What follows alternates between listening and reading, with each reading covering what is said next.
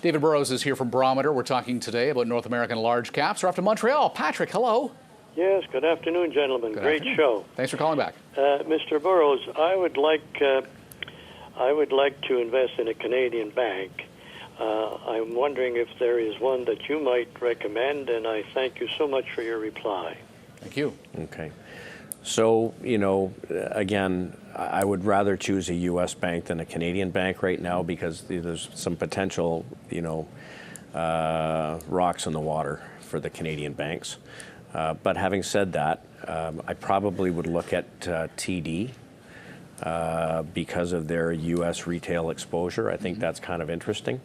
But I don't like the fact that, for instance, virtually all of them are trading below the 150-day moving average and have had a very weak rally through May and June, while the U.S. banks had a very good rally. CIBC now has exposure to the U.S. corporate world with that private bank corp act. Yeah, and I think that's kind of interesting. But again, I don't like to buy anything that's trading below a downward sloping 150-day moving average. That means the last 150 days, the trend is lower, not higher, and that's happening while the U.S. banks are rallying. So given this big run-up in the Canadian dollar, great time to buy U.S. dollars. So you're concerned about the rocks for the Canadian banking sector. I can imagine part of that has to do with the housing market rolling over with the changes. Yes, and I also think, and I think with all the increased regulation we've seen in Ontario, labor markets, the changes in the real estate, all of these things have hit all at the same time. And so we don't know what the combination of all of these things is going to do to our economy when we weren't that strong to begin with. Now, in Ontario, 36% of the growth in the Ontario economy, home building. Right. Okay. What's happening out there? What do we read in the papers this week about Toronto real estate and surrounding real estate? So that has to be a question mark. So I just want to be a little cautious with the Canadian banks here. Thank you very much, Patrick, for the call from Montreal. Ottawa bound for Richard. Hi, Richard. Hi, good afternoon. Thank you for taking my call. I'd like David's opinion of SNC-Lavalin. I'll hang up and listen to his response. Right. Thank you. Thank you. So, look, we like construction and engineering. Sounds like a butt coming. No, I would say, if you want a Canadian name in that space, then SNC is one that you could take a look at. Do you want a Canadian name? We don't own it, and I don't necessarily want Canadian exposure. I own a company called U.S. Concrete, which is a regional concrete provider in California, and that looks pretty good. We like Martin Marietta in the aggregates business in the U.S. That looks pretty attractive.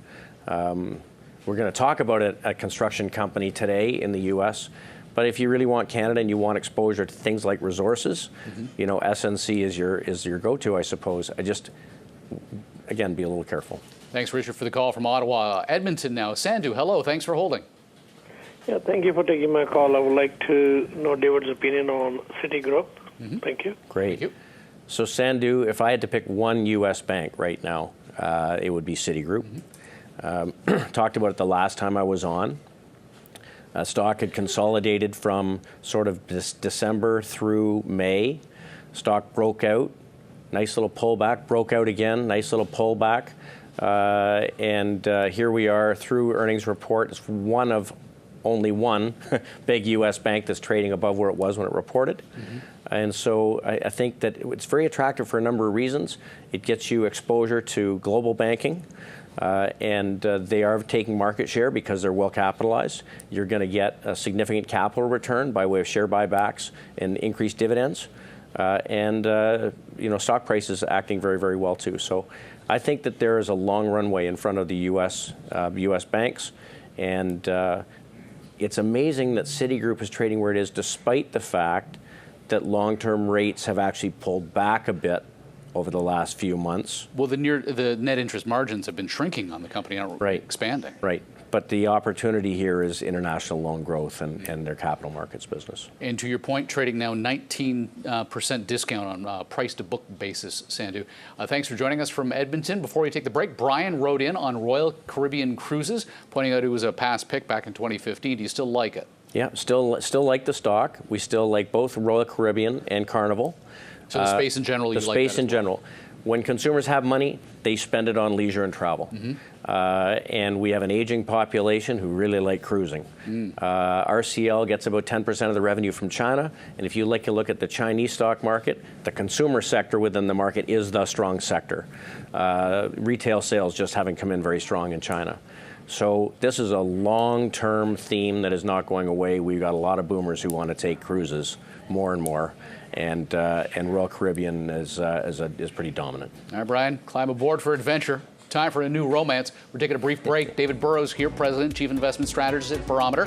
We're talking North American large caps. It's your last chance to call in, 1-855-326-6266. We'll talk the auto industry when we return.